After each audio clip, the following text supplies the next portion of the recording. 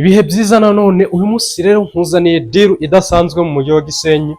Tuje kubagurisha iyi nyubako ya Toiture Cache ifite imiryango ibiri ikagira ndetse n'ibikoni. Ikaba iri kuri tere nziza ku buryo imodoka yakwinjira, haparikamo hagati y'imodoka ebyiri ndetse n'eshatu. Murabona ko parikingi ari nini cyane. Inyuma yanjye dufitemo umuryango ufite ibyumba bitatu na salo, dushe na toilette ndetse n'igikoni mu nzu. Hepfo yacu tukaba dufite undi muryango ugizwe n'ibyumba bibiri, dushe na toilette mu nzu, kandi ikaba ifite n'igikoni mu nzu. Aya mazu yose arimo amakaro, yubatswe mu buryo bwa Toiture Cache. Hinjiza amafaranga atari munsi y'ibihumbi 400. Ni ukuvuga ko ibihumbi 400 byaboneka cyane muri iyi miryango.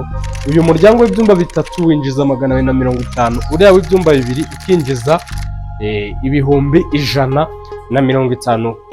Aya mazu yose ari mu kibanza gifite ubuso 350. Nababwiye ko imodoka zinjiramo bigakunda cyane. Hano hantu rero tukuhagurisha kuri miliyoni 40 zirimo ibiganiro. Muri make zishobora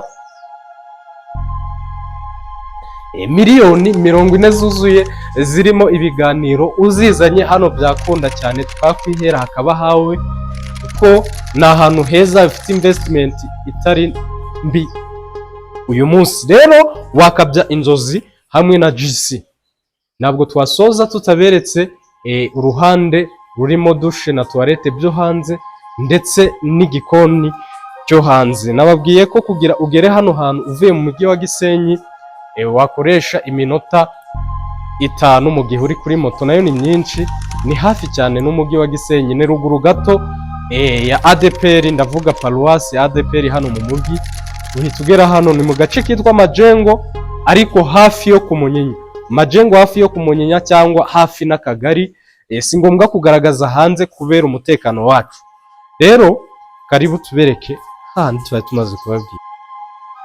Murabona iyi ni toilette yo hanze. Rero hano hari inzu y'umukozi kuri ya nzu nini.